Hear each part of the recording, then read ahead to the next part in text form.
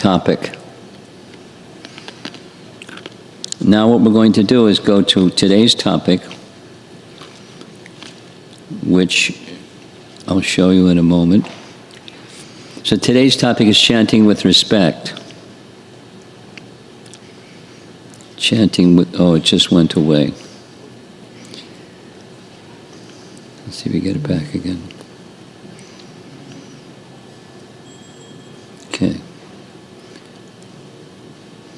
Okay.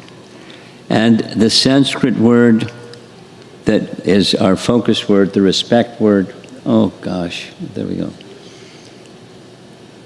Adara. Adara. Chanting with adara, with respect. We'll explore the meaning of adara because according to Rupa Goswami, in Nectar of Instruction, the last instruction in the Sadhana Bhakti section of Nectar of Instruction, adara, chanting of the holy name with adara, is essential to go further. So I added a little subtitle, Beyond Complacency. During the morning session, we touched on this topic also. Many devotees that I interact with in the question-answer session that comes up, I'm chanting, I'm reading, but I don't feel that I'm making much progress. Why and what to do? So this is the part of the what to do, is chanting with respect, chanting with quality. So in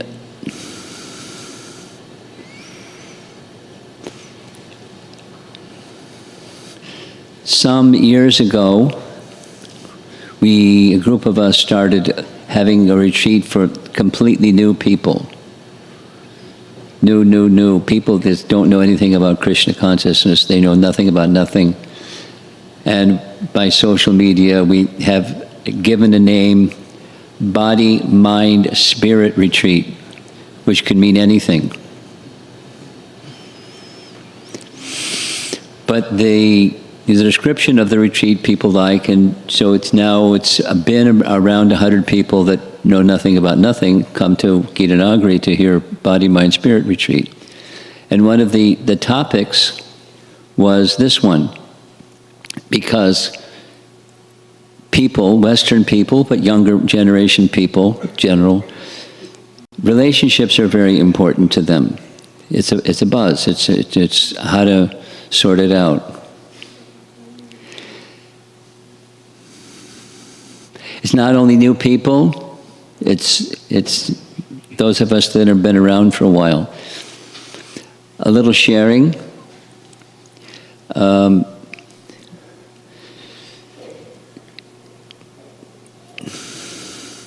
In the suburbs of Chicago is a place you'd have to search to find on the map. It's called Naperville. And it now has a nice temple. A nice temple with plenty of parking, and so it's growing further and further without the detail. They're finding, like this community probably finds, something happens when you're growing and growing and growing. One of those things that happens is people that take up the practice of bhakti aren't so refined yet. They're practicing bhakti, and because they're practicing bhakti, there's something special about those souls, all living entities we should offer respect to, even an ant. What to speak of one in his human form, what to speak of one who's practicing bhakti. But those who are practicing bhakti don't always get along with each other. Have you noticed? And sometimes it's okay, and sometimes it's not okay, and sometimes it gets explosive, and sometimes people go on a warpath, and sometimes it goes in through different.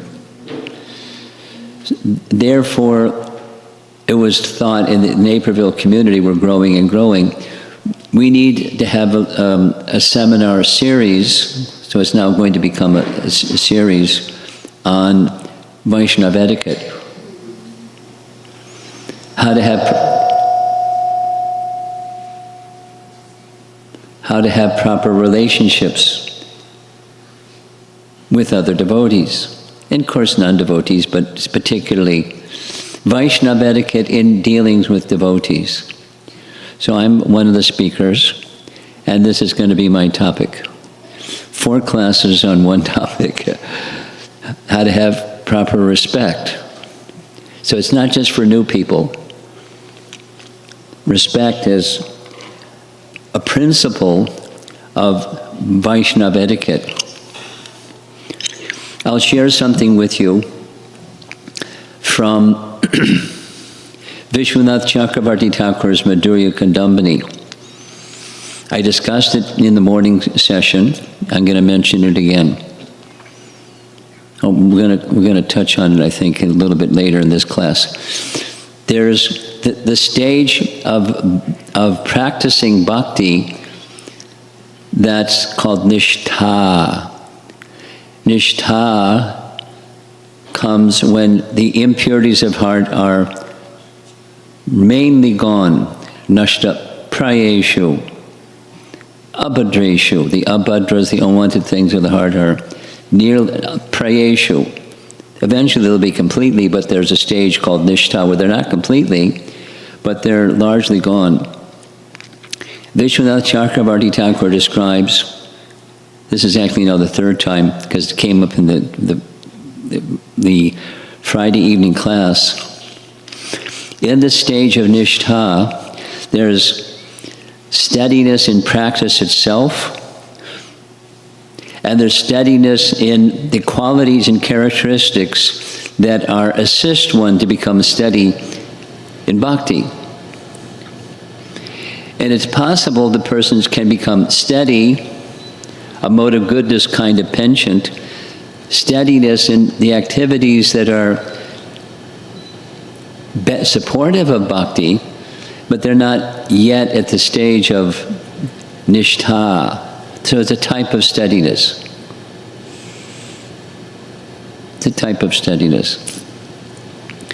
And according to Vishwanath Chakravarti Thakur, there's a list of those characteristics, mode of goodness characteristics. Mode of goodness characteristics that help. It's not the essence of bhakti, but it's like dry wood is easier to ignite than wet wood. I heard one of the sharing sessions was one nice Mataji here has done some preaching in the prisons, and she has some people in prisons practicing Krishna bhakti. So the wet wood doesn't ignite as easily as dry wood. Similarly, so bhakti is the fire. Could we get the ring back? Can you fix the ring back? Thank you. Dry wood is likened to the mode of goodness. So there are characteristics of the mode of goodness. One can be in the mode of goodness without being a bhakta. One can be a bhakta in the mode of goodness. And it helps bhakti. According to Vishwanath Chakravarti Thakur, the first 2 items, amanitvam, adamvidvam. Where do we find those? They're Bhagavad Gita, chapter 13, texts 8 through 12. It's Krishna's response to Arjuna, what's knowledge? The first 2. Humility and pridelessness. So he, Vishwanath Chakravarti Thakur says, this principle of respect of others is a principle that promotes humility, which enhances bhakti. But it's important. It's important as devotees, as important in relationships amongst devotees, and it's important in chanting with respect, because greatest respect goes to the personality of Godhead. Now here's some explanations or examples. Here's Prabhupada on conventional respect. even if an enemy comes to your home, he or she should be offered respect. And then there's respect for people who have culture. And people who have culture, one of the persons that has culture is Yudhisthira. This is a nice painting depicting a scene where Domya is letting the blind king Dhritarashtra, seated on the right, know that Yudhisthira has come. And time and again, although Yudhisthira knew that Dhritarashtra knew and condoned the terrible activities of Duryodhana, he knew that Dhritarashtra could have stopped it, but he didn't. Yet still he offered his respect. Now, this is for people who have culture. They offer respect, and they follow. There's a very nice article. Sundarananda, you remind me. Send me a text message, not now. And Bhaktivinoda Thakur, I meant to do this. Bhaktivinoda Thakur has written, there are 8 levels of respect by seniority. So like mother and father, elders, women, the king, the brahmanas. So there's respect commensurate with one's position, but respect is to be given. So in Dhritarashtra's case, he's elder. He's the elder brother of Yudhisthira's father. So he consistently, coming before Dhritarashtra, never mentioned his skullduggery or Duryodhana's skullduggery. Now, it's different when grandfather Bhishma, he scolded because it was his position. He was grandfather. He was elder to Dhritarashtra and Duryodhana, and in a public forum, he scolded Dhritarashtra. And he scolded Duryodhana. So when one has, according to Bhagavad Gita, chapter 17, verse 15, if one has that position, one may reprimand or bring someone to task, even in a public forum, or more appropriately, depending on the circumstance, in a private forum. But even in a private forum, respect is due. So if someone is in a senior position, giving some words of stern medicine, it's out of respect for the soul, because it's beneficial for the soul and they have the proper relationship, position to do so. Here's another nice example. And maybe some of you may recognize who's who. On the right side, that's Chaitanya Mahaprabhu. And the fellow on the left side, who's that? I can't hear you. Keshava Kashmiri,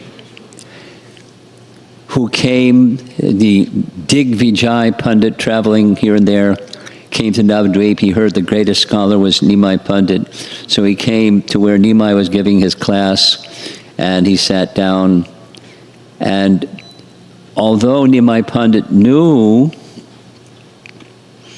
that this man is obsessively proud, he offered him respect. And because he was excessively proud, in a very gentle way, he managed to deflate his pride, poked a hole in his balloon. You know, many of you know the story. Oh, Keshava Kashmiri, I heard you're a wonderful scholar. Can you compose some verses glorifying Mother Ganges? They're by the side of the Ganges. Oh, yes. Like the blowing wind, 100 verses, spontaneously. Composed verses in glory of Mother Ganges. Oh, very nice, very nice. Could you point out what the mistakes were in verse number 64? Anyway, without the whole story. The point is, Chaitanya Mahaprabhu was a cultured young Brahmin boy who offered respect even when someone was proud, because he's a learned Brahmana and elder. Ramchandra Puri, who even offended their spiritual master, Ishvara Puri, because he was elder. Chaitanya Mahaprabhu offered him respect. Adara. Even the painting is, he, Ramchandra Puri, was prone to fault find. Some people are like that, and he was definitely like that. He saw some ants on the floor. Aha! You're eating too many sweets. Had nothing to do with there's ants on the floor, but that was his accusation. Mahaprabhu didn't seek a word of protest because he was exhibiting this quality of respect.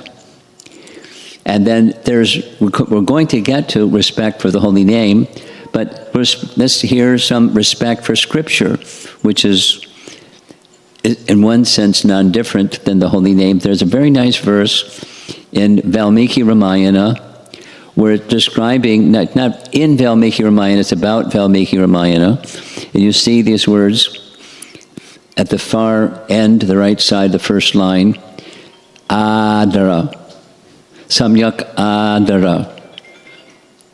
And then there's an additional word that's in blue letters, Ahara.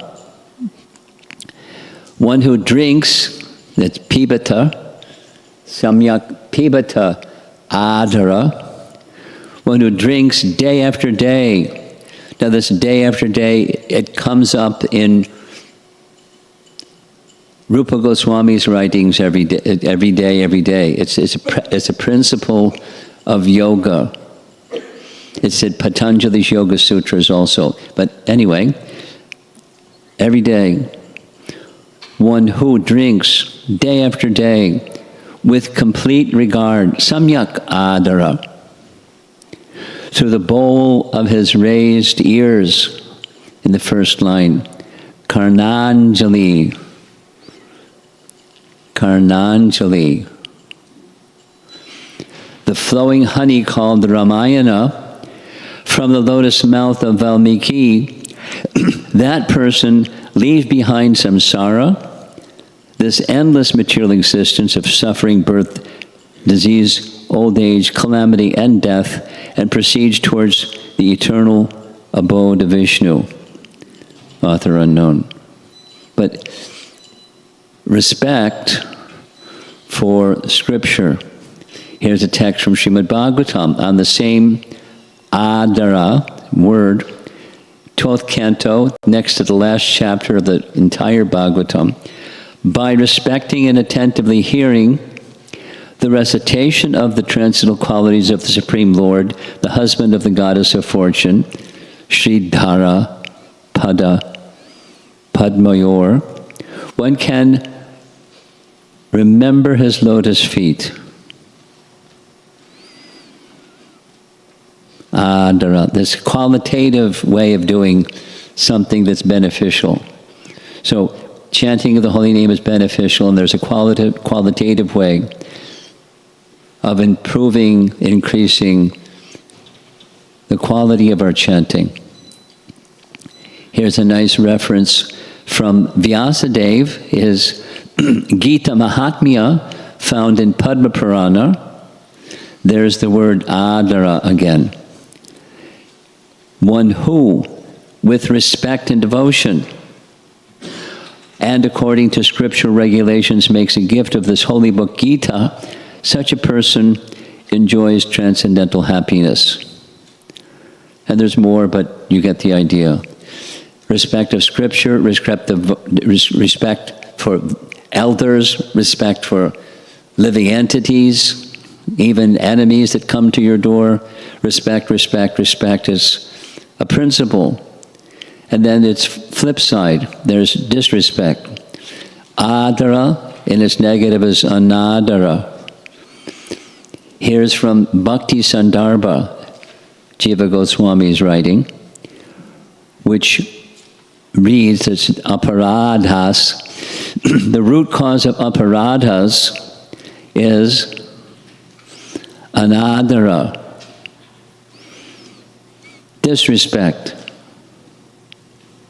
All varieties of aparads consist of anadara, meaning that which is spiritual you see as not spiritual. The Vaishnava, the deity, the scripture, it's not spiritual. It's disrespect.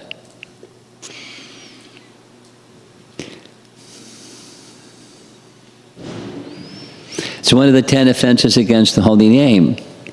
That which is to not respect the scriptures, not respect the Vaishnavas, not respect the Guru. And so neglecting the instructions of Guru is a form of disrespect. It's not just failing to pay obeisances.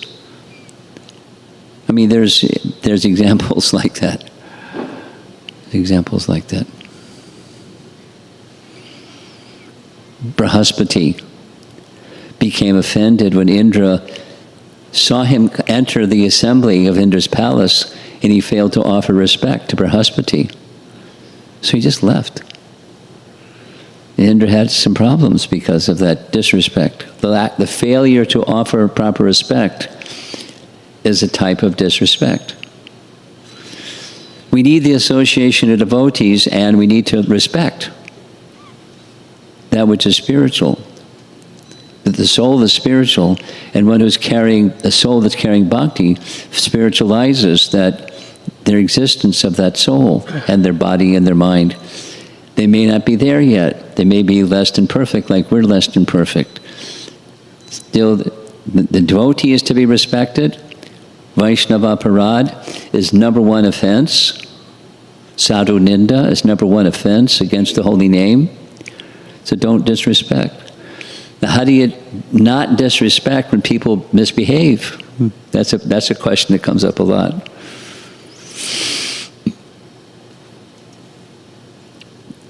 Anadarad is the disrespect. And anadara leads to aparad. It's the etymology of the word aparad is of these two words. Apa, that which drives away. Radha means one desire perfection.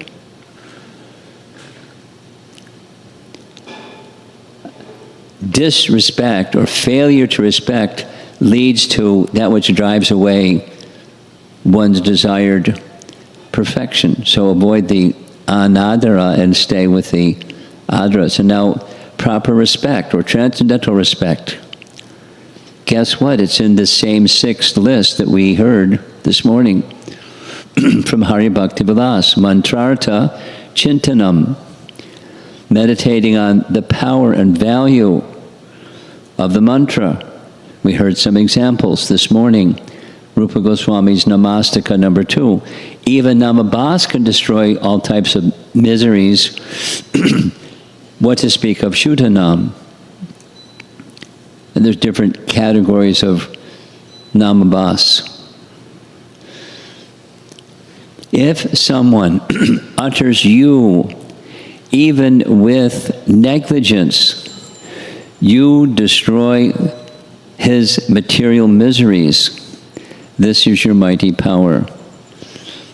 So respect to something that is powerful, that can relieve us of our miseries. Please don't be neglectful. Similar in this Rupa Goswami's Namastika, your excellence is such that even if your name is chanted only once, and anadara, without respect,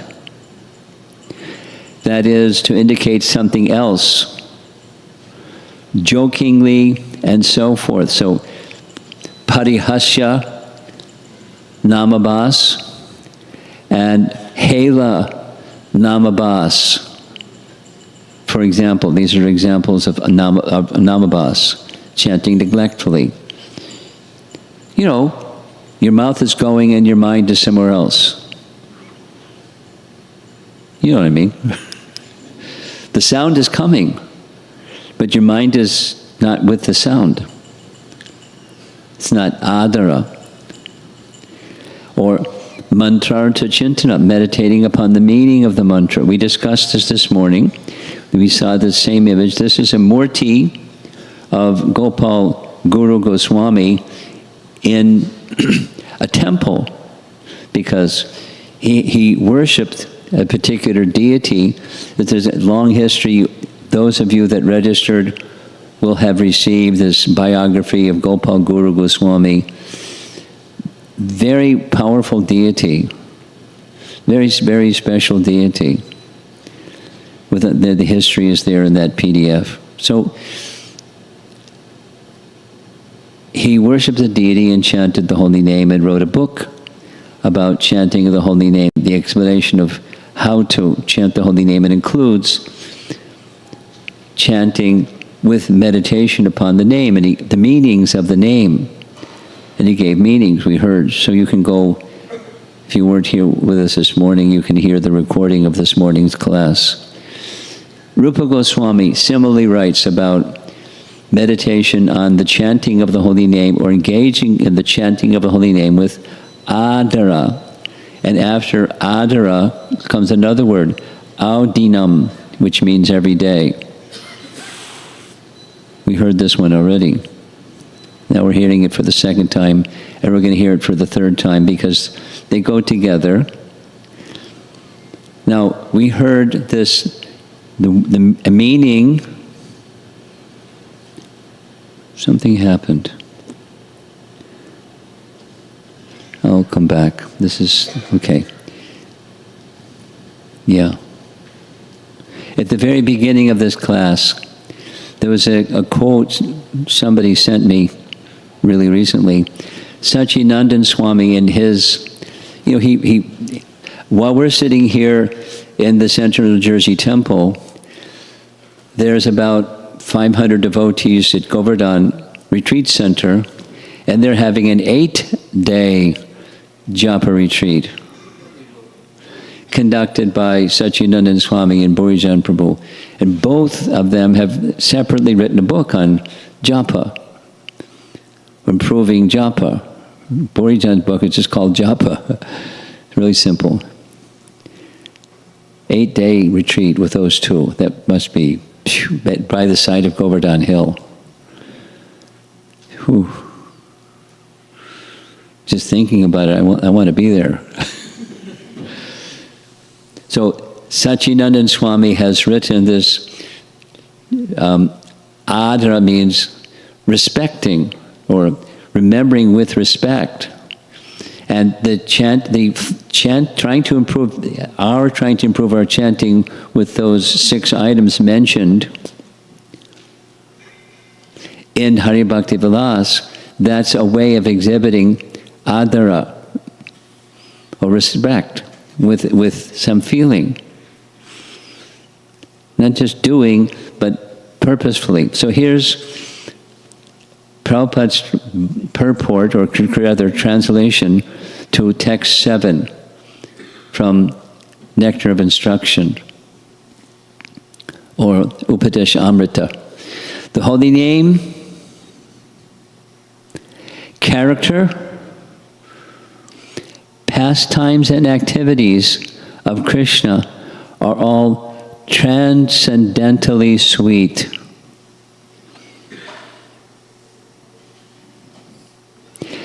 This metaphor is used in a number of places. Rupa Goswami started it, but others have used it subsequently. And it's the nature of ruchi. The nature of something sweet is it's sweet. That's its taste. And the nature of rock candy is sweet, but when you have jaundice, it doesn't taste sweet. The tongue of one afflicted by jaundice, of avidya, right in the first line, the jaundice of avidya cannot taste anything sweet. It is wonderful that simply by adara, carefully chanting these sweet holy names, audinam, anudinam, every day, day after day. A natural relish awakens within his tongue, and his disease is gradually destroyed at the root. I remember having jaundice in Vrindavan. There was a lesson, without going into it, how I got jaundice. But I experienced the effects of jaundice. My body turned yellow, my appetite diminished, I became very weak, my limbs of my body were very weak, and it was feverish, and it wasn't a nice experience. So I thought, aha, let me take this opportunity to test it out. I asked somebody, please bring some rock candy, mystery. In Vrindavan, it's called mystery. So they brought some mystery. And sure enough, it was bitter. But I knew that sugar is sweet. What to speak of solid sugar, rock candy? It's super, super sweet. But it tasted bitter. It wasn't. I mean, it was a first-hand experience, not just a story. So what did I do? I kept taking the bitter. It wasn't like mild bitter. It was bitter, bad, because it had bad jaundice. So it tasted really bitter. And just by taking it slowly, the jaundice was cured. And then when the jaundice, in this case, the avidya, the jaundice-like condition, was removed. So there's two things, adara and audinam. Anudinam. With respect, Prabhupada has translated it, not respect, carefully. But you respect someone or something, and you're careful with that someone or something. Say it the other way. If you don't care about someone, or if you don't respect someone, you're inattentive. When they're talking, you're, or vice versa. You're talking and they're looking around, and so it's a kind of disrespect. Or say it the other way.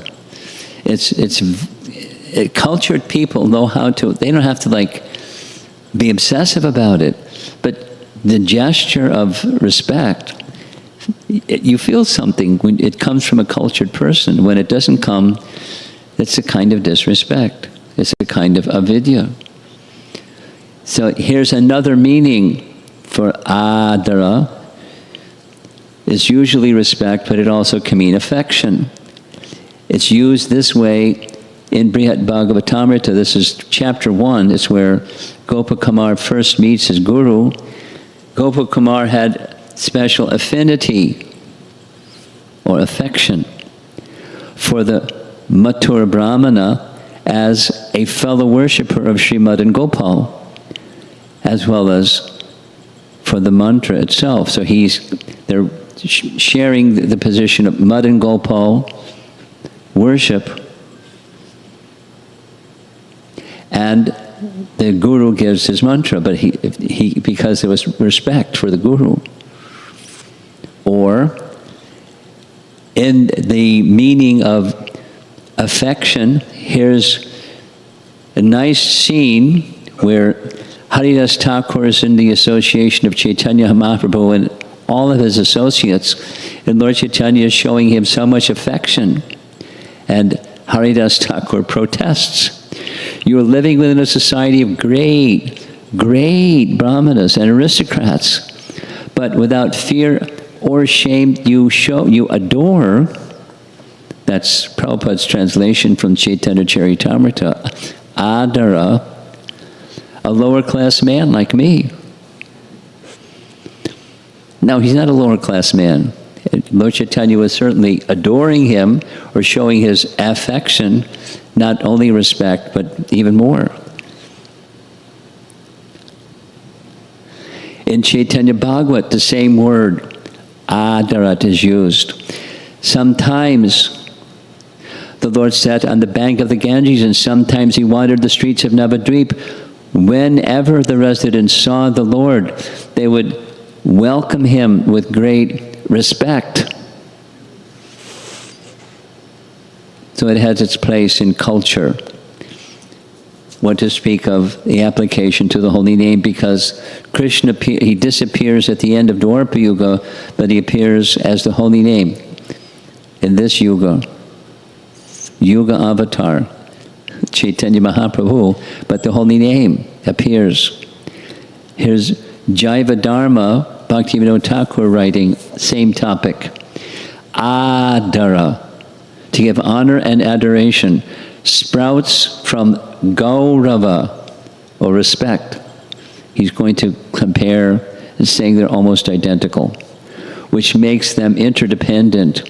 When someone accepts a trusted person as Guru, Gaurava means the respectful emotion that manifests from such an attitude.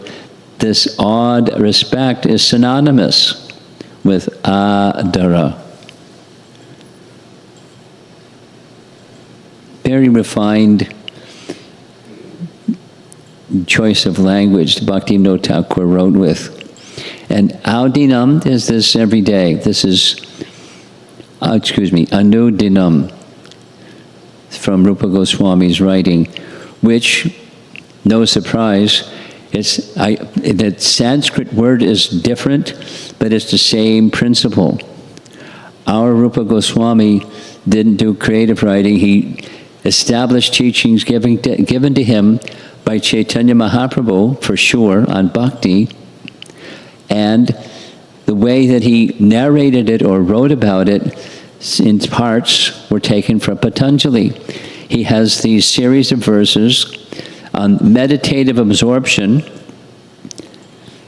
and here's his verse. This is a description of, or you could say, a definition. Text 14 is a definition of what abhyasa or yoga practice is. It has these different parts. He doesn't use abhyasa practice. Abhyasa becomes firmly established when it has been cultivated uninterruptedly. Anudinam, that's uninterruptedly. He uses the word nairantarya, and with respect. From the verse up above, adara, with respect, reverence, and devotion. Satkara. The word is, the Sanskrit word is different, the meaning is the same. Over a prolonged period of time. So this is a definition that has three parts. Yoga practice has three parts. Something that you do every day, something you do with great respect, and for a prolonged period of time. Dirgha kala.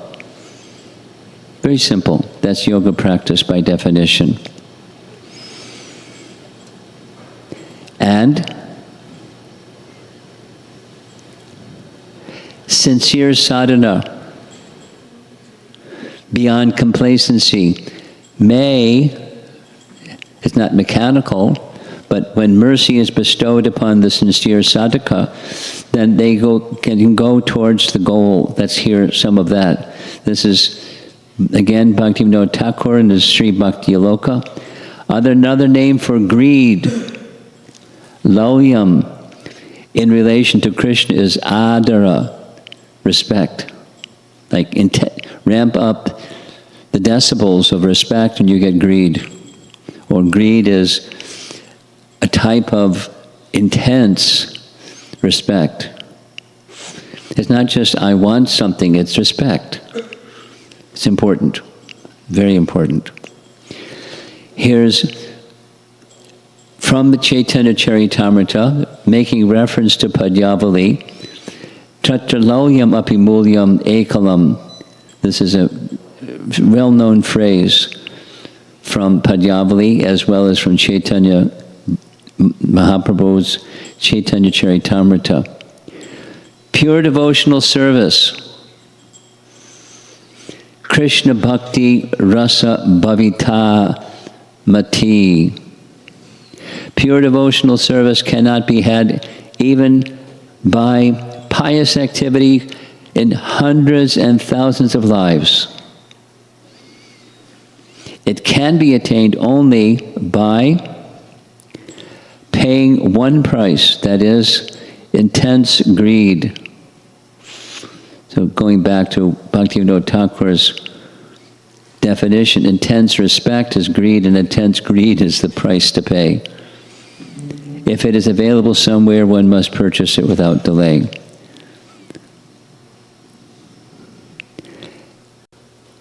And the same understanding found in Prabhupada's Nectar of Devotion. Lalasa Mayi means desiring some perfectional stage, or very eagerly desiring to go to one's natural position. That Lalasa stage of submission comes in the stage of perfect liberation. This is very elevated bhakti, but it's a description.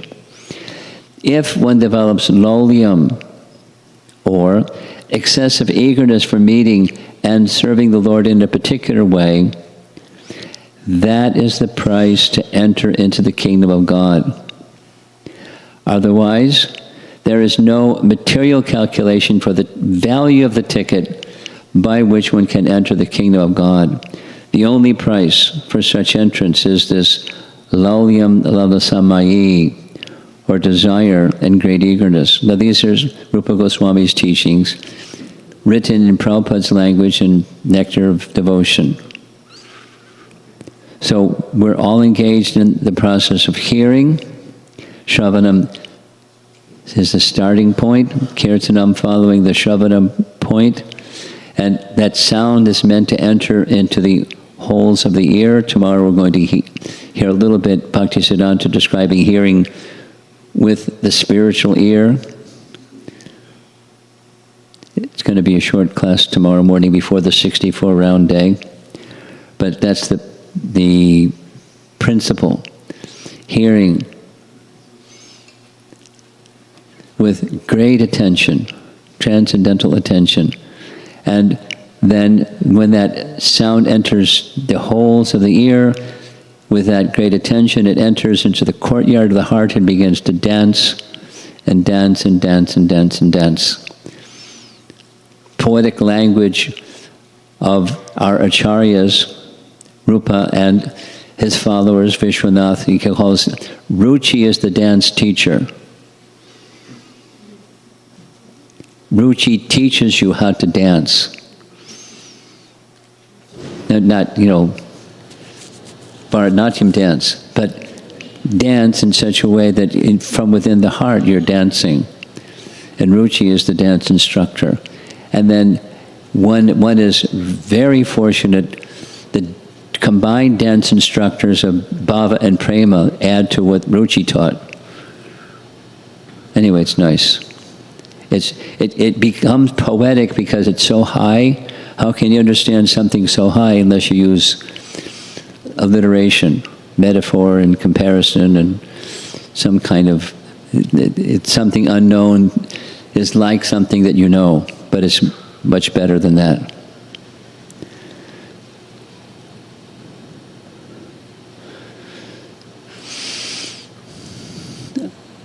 So that's our topic for this afternoon, chanting with respect, adara,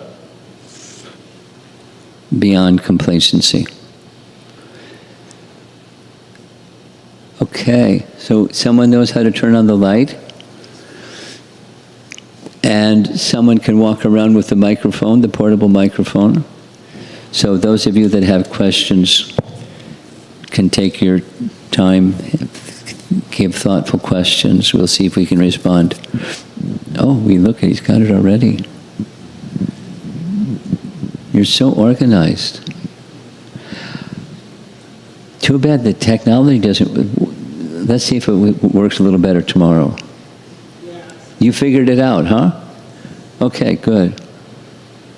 Yes. Hare Krishna Guru Maharaj. So Patanjali Muni's definition, prolonged period of time. Yes. So can we quantify that, or it is different No. for? He didn't have a stopwatch or something, prolonged, dirgha kala. Kala means time. Dirgha kala, prolonged time. Dirgha kala. So yes, it has something to do with patience rather than being impatient. However long it takes, that's how long it takes. For some people it's more quick, some people it's a little slower, some people it's really slow.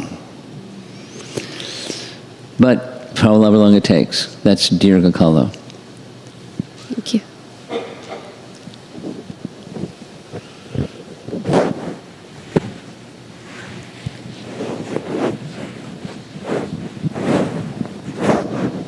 We're waiting for a hand. There's a hand over there.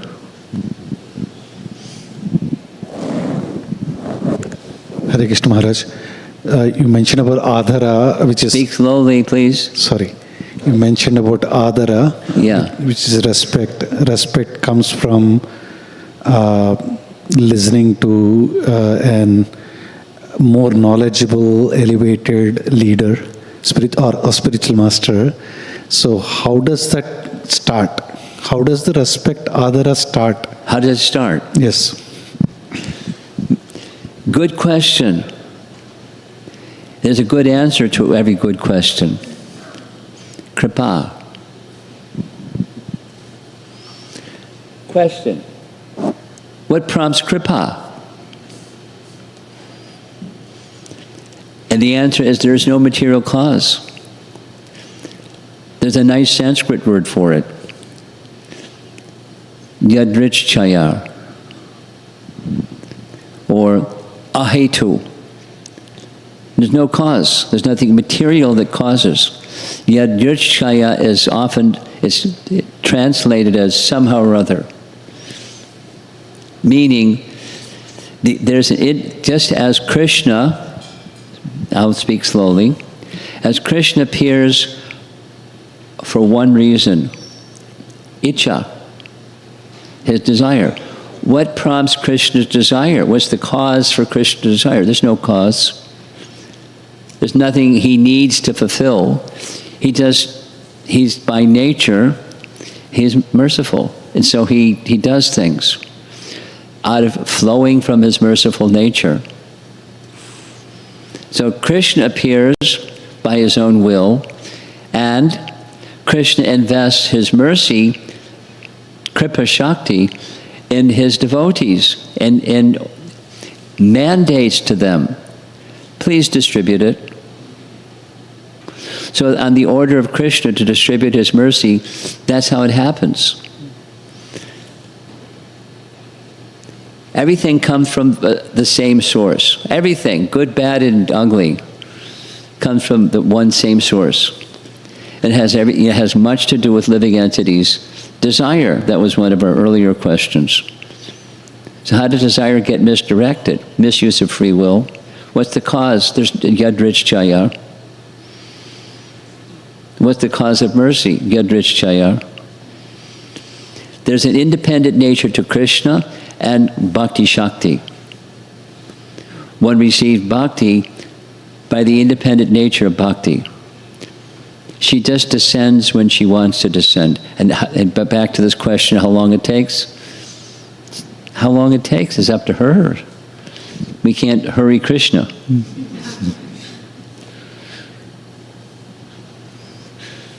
Yes?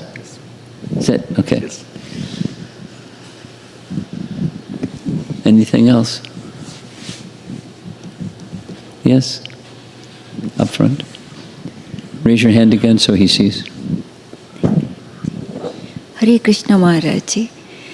Thank you for giving in detail all this topic about the respect and how to do, like how it's related to chanting. One situation we face sometimes, like respect, we enter in the temple, there are many devotees, we know them, and we need to listen to them, we need to greet them, right? So that's how we show the respect. That's right? relationship, yes. Right. So Prabhuji, what happens, suppose like we know so many devotees and we are able to greet or talk to one devotee at a time, Yeah. then others may feel ignored or neglected. So, like, that's not the intention, but it happens. Yes, there's many things like that. So, how to face it? How to deal with it?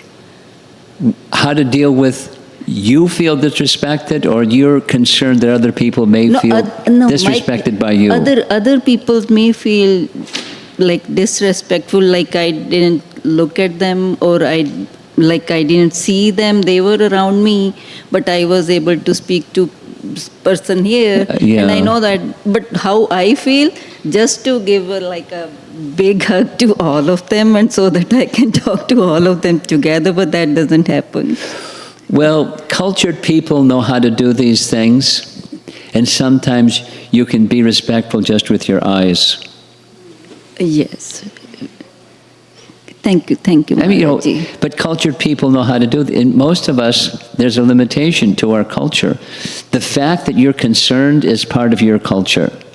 Some persons aren't concerned, they're oblivious. And that's just, it's not like they're bad people. They just haven't been sufficiently refined in culture. But cultured people know, it's not your responsibility to immediately, in the course of entering the temple where there's so many people that you know, that you show that respect to everyone, because they know you. And your nature is you're a respectful type of person. And so you're busy with 10 other people, not being disrespectful to them. Someone is feeling that disrespect, it's not because of you, it's some need that's unmet. They're projecting their expectation on you. When they're not honoring who you are, they want something from you. That's not your responsibility. So you recognize that exists. You may, know very well there's certain persons in the room that if I don't smile and nod my head, although I may not say something, they'll feel neglected. They'll feel something. So may know there are some people like that, but you may purposely not honor that because that need isn't a wholesome need. Anyway, it takes culture to know how to do and when to do and onto whom. And so the question you're raising is a cultured question. Thank you. Hare Krishna. Continue to strengthen your Krishna bhakti, and Super Soul gives intelligence to those who want to please him. He gives intelligence how to please him to those that want to please him. You're not always going to get it right. That's okay.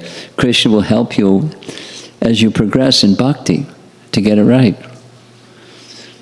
Little by little. This is Kali Yuga. You're less than perfect, and the room full of people is less than perfect people. That's okay. Let me respect them anyways. And main thing is, let me give my respect for Krishna and his pure devotee representatives, because that's the sequential order of where respect goes, isn't it?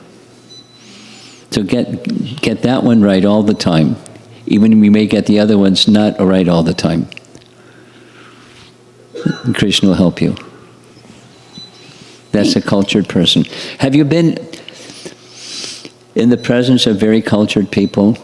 I've met some, in the course of my life, I've met some very cultured people. They don't have to say a whole lot. They just exude culture and in elevated consciousness. They don't have to say a lot. You've had that experience, I'm sure. Yes, Prabhuji. Yes. So be like that. And you may not always do or say or hug or anything. Just be. And each time you have an interaction, people will feel some connection. Yes, Prabhuji. Thank you so much. Yes, Hare Krishna. Somebody shared with me a story from Lilamrita. And Prabhupada is an example. He knew how to touch people's hearts. And there's many, many, many, many, many. He is a Vaikuntha personality. Here's a nice story. You know who Mother Jamuna is? Jamuna's cookbook. She's celebrated for her cookbook. But she's celebrated for her singing. She's celebrated for her being a pure devotee. She is a pure devotee. And thinking about, reading Lilamrita about Jamuna and meeting Jamuna. There was an occasion where I met Jamuna. Wow. It wasn't the same as reading about her or hearing recordings of her singing. She was a transcendental personality. And just to be in her presence, you could feel it. And it was Prabhupada, love for Prabhupada, 24/7. Pure devotee. So here's a Prabhupada is the excellent example of respect. In the medium of guru to disciple, he respected his disciple.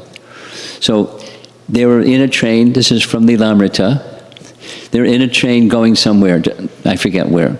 And Jamuna was in the third class compartment, Prabhupada was in the first class compartment. And so it was a long distance to get from where she was to where he was, but she went to where he was and with the desire to serve. Prabhupada, is there anything I can get you? Anything I can do for you? Anything, name it. And Prabhupada said, can you arrange some hot prasadam on a train? We don't eat train food.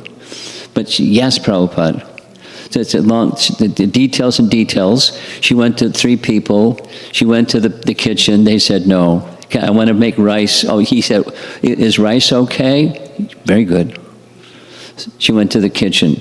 Can I make some rice for my spiritual master? No. Went to the conductor? No. Went to another person that's in charge of the whole train? No. She went to a 4th person, and she said to the 4th person also said no. She said, you let me do this or I'm jumping off the train and giving up my life. My life is to serve my spiritual master. You're telling me no. So he personally escorted her to the kitchen where she made the rice for Prabhupada and added this spice and that spice and the other thing and brought Prabhupada hot rice. And he smiled at her and said, you are my goddess of fortune, Lakshmi. Now, how does she feel? He didn't have to do that. She didn't have to do that, but where there's love, it doesn't take much. So let the respect be something that's genuine, where there is some exchange. You may not be interacting with somebody this time, that time, that's okay. They know who you are. Be a cultured person that has love for Krishna and the disciplic succession, and you're doing fine. Hare Krishna. Something else.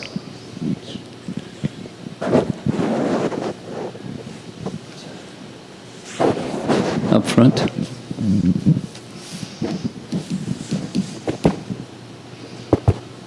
Hare Krishna, Guru Maharaj.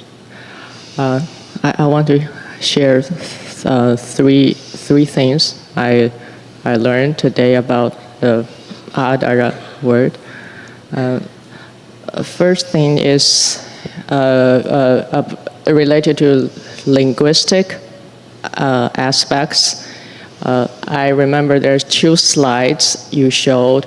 One is from Chaitanya Charitamrita, and another is from Bhaktivinoda Thakur. Yes, they translate adara as adore, yes, or adoration. Yes. I feel like it's almost saying the Sanskrit adara is the ancestor of the English word adore. Yes. Linguistics. Interesting. Yeah. And the second point is, I feel like the practice of chanting with respect is also the results of the practice. Result of? The result of such a practice. The practice of chanting with respect is the result of chanting with respect. Okay. Bhakti breeds bhakti. Yeah. And the third point is what you're saying. Excuse me for interrupting. What you're saying. I've been preparing. I've spent maybe somewhere between 150 and 200 hours preparing for this Madhurya Kandambani seminar next weekend.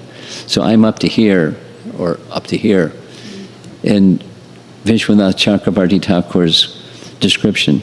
And what you just said, he says at least 8 times, bhakti breeds bhakti. Respect breeds respect. Respect for the holy name breeds respect for the holy name. And then comes the question, where do you get it? Where'd the first respect come from? It's bestowed. Bhakti is independent. Go ahead. I'm just embellishing what you said. Thank you. And the third point is actually related to what you just said. And I think it comes from one slide that you showed is Rupa Goswami's Namashtaka verses when he described that even for those who chant without respect, anadara, he still, the holy name still bestow a lot of things to such a person. Yes. So I feel like the adara we have for the name is an echo, or you can say a response to the holy name's not chanted respectfully. Yeah, it's right. It's the respect. Adara is an echo of the anukampa, compassion that the holy name has for us. Yeah. Very good. Very good. The deliverance is Krishna's the deliverer, and Krishna reaches us in his personal self as his name to deliver us. Bhaktisiddhanta was shown an article that was very critical, a newspaper article. And he held up the article and he counted the number of times they said Krishna, in derision. He said, very good. Just see how many times they've said Krishna's name. Very good. I mean, it's not that their attitude wasn't good, but that they were saying Krishna's name again and again, even disrespectfully. The Abbas feature of chanting is powerful. What to speak of? The Anadara feature is powerful. What to speak of Adara? Okay, the children are getting restless. Maybe time to shift gears. Paramarupa, you had something from this morning too.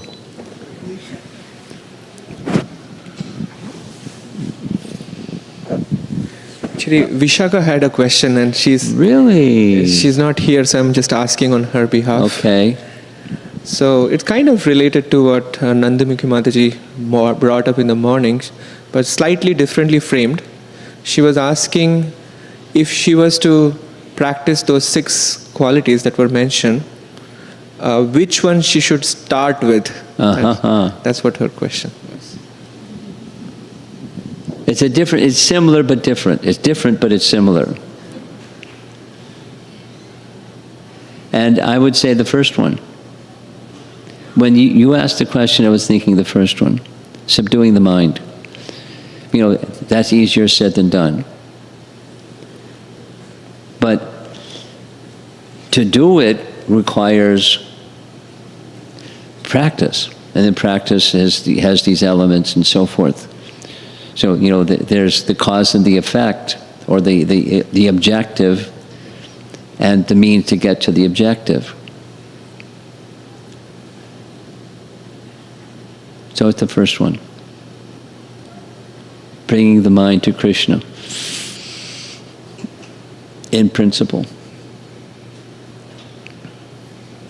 Okay, we're going to end. Thank you very much. Srila Prabhupada ki jai.